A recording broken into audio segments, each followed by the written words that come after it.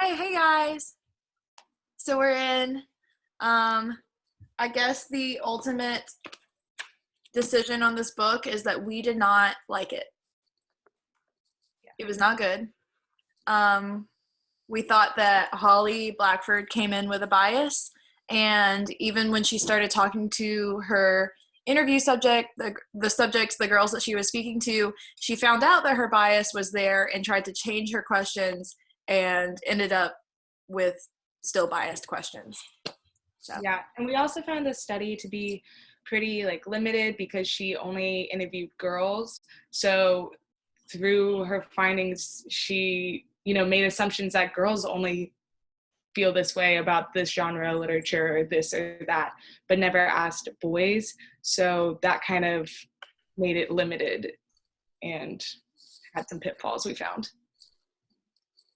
And ultimately, with such a small sample size of people she asked and stuff, it's really just not a good representation of all girls and how all girls feel towards literature and why literature matters to all girls. It was very narrow-minded with just these few individuals she questioned. I also feel that when she asked the questions, her explanation after the fact was very, like she was trying to contort it to fit exactly what she wanted to present. So I feel like, just like Darren said, it was very biased. And, there's definitely an agenda there. And I guess it would be appropriate now to say that the book is called Out of This World by Holly Virginia Blackford. Out of This World, Why Literature Matters to Girls. So she spent this time, she spent her research interviewing girls around from like 8 years old to 16 years old. And she did say that a lot of the girls that she interviewed were not necessarily avid readers, which is fine because you want the opinion of all readers because you can't pick who your audience is. So you want to know how everybody's thinking. But I do think the fact that most of the girls she interviewed were not people that love to read, it affected the way they felt they connected to the characters, and it affected the way they answered her questions about how do you connect to this female lead in a story. And I think that those were just the wrong questions. Does anybody else? I could keep going.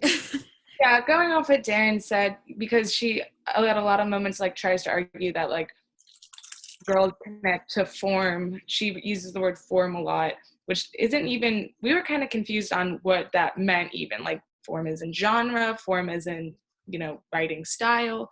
And she was arguing that girls connect better to form over the female characters, but not necessarily taking into account that, it's harder for a girl to connect to a female character maybe in a detective fiction when the female character gets murdered to pieces in a bathtub.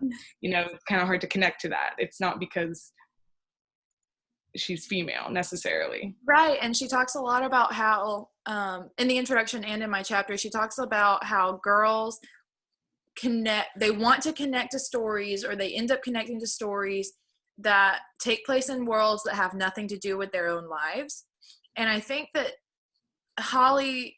Blackford is assuming that something that makes it other than a girl's life is making it a boy. So, I connect to this because it's a boy lead and he's different than me, so now I'm fully immersed. When actually it can be a lot of things like, okay, sure, it's a boy's perspective. But honestly, very little do I read a lot of books and it's like speaking in a boy's mind. I mean, what does that mean? And so there's a lot of things like, okay, well, the boy character maybe is doing a lot of sword fighting. Well, I read books with girls doing a lot of sword fighting, honestly, and I think it's pretty cool. Or how well did the author do in setting up the world of the book? There are lots of things that can make a book other than a girl's real life. And I think that having a female or a male lead actually has very little to do with that if you can actually make them interesting. Yeah, she talks a lot about how the girls, she talks about Little Women, and I know she talked about Little Women in one of y'all's sections too, how one girl connected with Jo, but only because they were both artsy and a little tomboyish. But other than that, no, I didn't connect to Jo. And when I was reading that interview, I was like, okay, so you just got a girl to admit that she does connect with a character in a book about girls, and then you pulled out of her, but other than that, I don't connect to her. And I'm going to be honest, there are lots of books that I read where I find one or two things I have in common with the character I'm reading, and they're not exactly the same as me in all other aspects. So I think she really pulled that out of that interviewee. I definitely agree. In my section that talked about female leads in film, she kind of did the same thing where, you know, she was talking about the girl who was looking at the movie She's All That, which I don't know if you all know that, but where it's like the nerdy girl, and the two guys make a bet that they can turn her into a prom queen, and then she like loses her glasses and like fixes her hair or whatever, and then like she's now this prom queen. Anyway, she's saying that this girl's need to identify with her means that she didn't understand the power dynamics of men and women. And, you know, because the girl, the person who was being interviewed, she just wanted to like identify with that transformation. She said she herself had gone through a transformation between 8th and 9th grade. And so she identified with it that way. But in the author, Holly Blackford here, she, in her explanation, she kind of made it seem like this, you know, this girl is incredibly naive. And yeah, she may be, but I just feel like it's not fair to say that when you identify with somebody, well, that's just you not understanding. You know, I think that that's an unfair assumption. Mm-hmm. Yeah, I just felt like a lot of it was very like, I guess the word would be like binaries. Like it was just like this or that, black and white. Like she didn't really account for like as much gray area. And then with like the girls' simple responses that could just be like, hey, like girls just, you know, they enjoy a happy ending. Even boys can enjoy a happy ending too. But then she would just stretch it so much and to this whole like psychological thing. And I'm like, maybe I just actually at the end of a movie just want to feel good. Like, you know, it's not that deep. Yeah. She also, I'm not necessarily the most feminist person on the planet, but I feel like like stereotypes of girls and women are like kind of skewed. Like really, she's like falling really into the stereotypes, because she said in my section, one line, she said, I had expected the girls in discussing form to talk about happy endings. And I was like, why would they talk about the happy ending? That's like the worst part of the book, honestly. Like, and they literally went and said, they're like, no, I don't care about that. But that was what she was going in as. And it like helped support what Darren said. Like she came in knowing, she was like, this is how girls are. They like happy endings and romance books. And that's how and that's it. And I'm going to make sure I show that. Yeah, at one point she asked the girls what it means to be a girl, kind of. And I think when you ask a girl that question, especially when they're young, because at this age we can maybe give you the two sides. It's like, well, here's the answer that you want me to say, or here's the answer of what it means based on stereotypes, and then here's the answer of that's a stupid ass question. I'm sorry, that's a stupid question. We're adults. So I just think what it means to be a girl is a stupid question. And she may not have said that verbatim, but she did say, yeah, she asked them a question and they gave a lot of answers like, well, when I'm pretending to be like the characters in girl books, or when I'm playing make-believe with my friends, we do things like play house and do laundry and have weddings and all that stuff. And it's like, is that what it means to be a girl, or are those the stereotypes that you have been given? So when Blackford is asking these girls, what does it mean to be a girl, or what does it mean to you to be a girl, I think that she's actually receiving the stereotypical answers that the girls think they should be telling her. Rachael?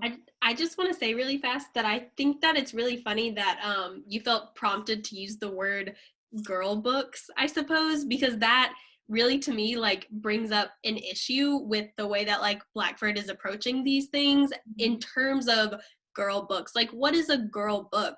When you're an English teacher, you're not going to walk up to the front of the class and go, all right, students, so I've chosen this male book to give all of you and we're going to study it. And it's a male book because in this book, Gatsby runs around doing whatever he wants because men get to do that. You know, it's a problematic thought that circulates that she has circulating throughout this book, you know, that there is a male book and a female book, and like what the differences are between it, because in the end it's literature and there's different stories and different morals that you are supposed to take out of it. Yeah, you were saying, Darren? I also think it's super alienating because the way that she frames this whole thing is that girls, like us as females, are the ones differentiating. This book is about girls and this is for me, and this book is about boys and it's not necessarily for me, but I like it better. Whereas she never really addresses, well, guys differentiating girl books and boy books and what is and isn't for them. And that's why I definitely think boys needed to be a part of this. I get what she's trying to do, but I think that it's ineffective. And she uses a lot of assumptions about boys in this book that she may or may not have used if she actually studied them. Like, she's getting dialogue with girls and she's getting none with guys. So she's just putting what the girls say up against hypotheticals of what boys might say. Yeah, I think that it really would have enhanced the book's quality if they had included, you know, questions with boys, you know, like, what did you think of this book that comes from a female perspective? Taylor? Hi guys. Sorry, my internet connection is so bad, so I've just been kind of listening. I do think it's important to note, not in this book's defense by any means, this was written in 2004. I just took a look just because I was curious, because so many of the ideas that are in this book are, like, I feel like it sets women back like 30 years, even though this book was written like 15, 16 years ago. And I think a lot of the reason that we're so passionate about this stuff is that all of us in here are wanting to be English teachers. And we're also women. So, you know, women's literature matters a lot to us, because I think to be an English teacher, there has to be a certain part of you that really loves to read. And if you don't love to read, that's totally fine. You know, it's not for everyone. But the way that Blackford approached this is that she really didn't take into consideration, when she was asking these questions, you know, do people like to read? You know, how could that skew their answers? Because, you know, if you asked, hey, did you connect to these characters, but did you enjoy the book? If someone didn't like the book, they're going to say, well, no, not really, because I didn't enjoy what I was doing. Right. But people that love to read are going to enjoy it a lot more, and they might find a connection there. So I think that's just something really important to think about. And it just kind of is really disappointing, because I would love a good read on why literature matters to girls. But at the same time, I almost feel like us 6 college students at UGA could probably do a better job. I think, oh, sorry, I was actually going to bring up Kayla. I was going to say, I think Kayla said something really important about learning something from this book, but not because of the content. Yeah, I just said that I learned why literature matters to girls, not because I read this book, or because I read this book, but not through reading this book. I learned why literature matters to girls because this book kind of showed me why it doesn't matter to girls almost. Kind of made me realize how literature matters to me and how literature matters to the other people in this book club, all the rest of you. But how this book doesn't point out any of the ways that I feel literature matters to me as a woman that was once a girl, or what literature meant to me as a girl.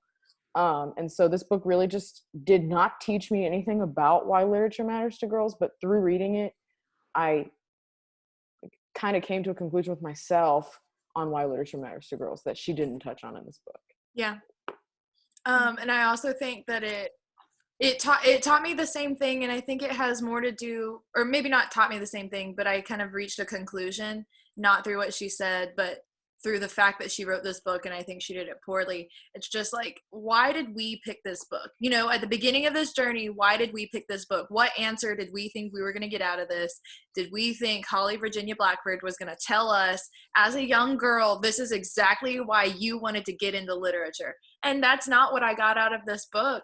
And I think it's just because fundamentally, boys and girls don't have to read things differently. This is just not even the right question to be asking. Mm-hmm. Yeah.